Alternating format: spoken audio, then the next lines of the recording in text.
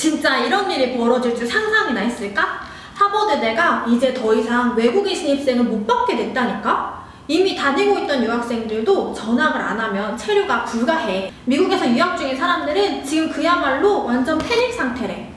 2025년 5월 22일 미국 트럼프 행정부가 하버드 대학교의 외국인 학생 등록 자격을 강제로 박탈해버렸어. 이게 단순히 학교 한 곳의 문제일까? 아니지. 전 세계 유학 시스템, 특히 미국 유학의 신뢰 자체를 흔드는 사건이라고 보면 돼. 5월 22일 미국 정부는 하버드 대학교의 SAVP 인증을 박탈했어. SAVP는 쉽게 말하면 유학생 비자를 발급받기 위해 꼭 필요한 인증이야. 이걸 잃으면 I-20 서류 발급이 안 되고 그러면 비자도 못 받고 결국 미국 체류가 불가능해져. 하버드는 세계에서 제일 유명한 대학 중 하나잖아. 그런 학교가 갑자기 유학생을 못 받게 되다니 전 세계가 충격 먹었지.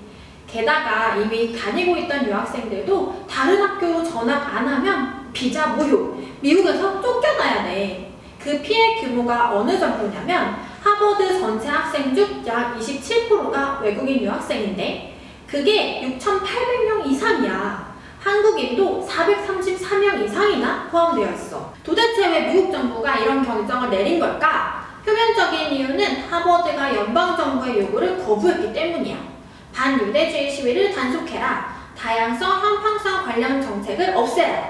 입학 기준을 다시 정해라. 일부 외국인 학생의 정보를 제공해라. 이런 요구들을 트럼프 행정부가 계속해서 해왔는데 하버드는 이걸 계속 거절한 거지.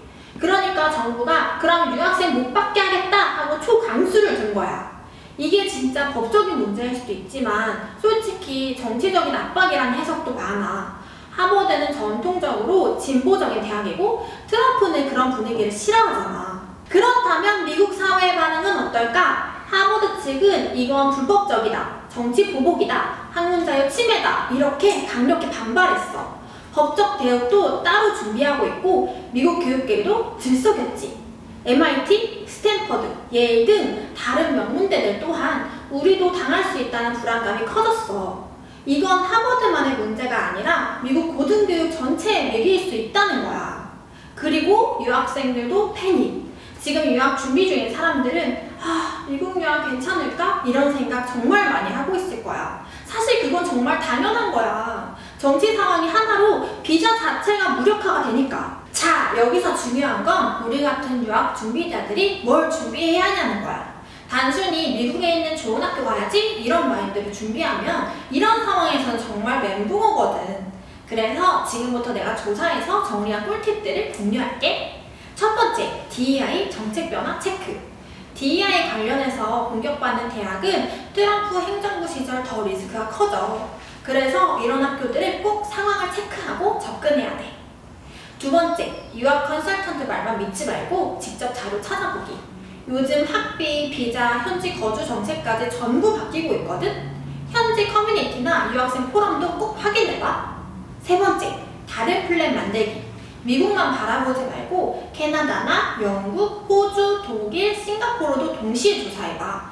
이 나라들은 정책도 훨씬 안정적이고 일본은 등록금도 훨씬 저렴해. 자, 이제 진짜 중요한 얘기 해보자.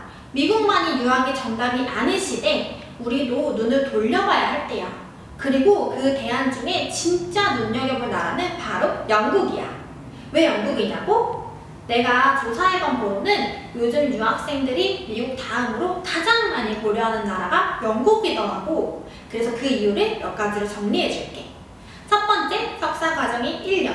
이거 진짜 크다? 미국이나 한국은 석사과정이 대부분 2년이잖아. 근데 영국은 1년 만에 석사 졸업이 가능해. 비용도 아끼고 시간도 절약할 수 있다는 말이야. 두 번째, 그레이주엣 루트 비자. 이게 뭐냐면 영국에서 학위를 따면 졸업 후 2년 동안 별도 비자로 체류가 가능한 제도야. 쉽게 말하면 졸업하고 나서 바로 짐 싸서 한국에 오는 게 아니라 영국에서 인턴도 하고 취업 시도도 해볼 수 있는 기회를 준다는 거지. 세 번째, 온라인 석사 많고 탄탄해. 요즘은 영국에서도 온라인 석사 과정이 엄청 많아졌어. 특히 MBA, 마케팅, 교육학, 심리학, 데이터 분석, 컴퓨터 사이언스 쪽은 영국 유명 대학에서도 100% 온라인으로 학위 취득 가능해. 그리고 이건 실제로 오프라인 학위랑 동등하게 인정해줘. 학위증도 똑같아.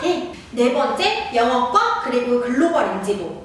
영국은 영어를 쓰는 나라니까 공부 자체도 훨씬 수월하고 졸업 후에 글로벌 기업이나 다국적 기업 취업에 있어서도 학위 인지도 면에서 매우 강력한 카드야.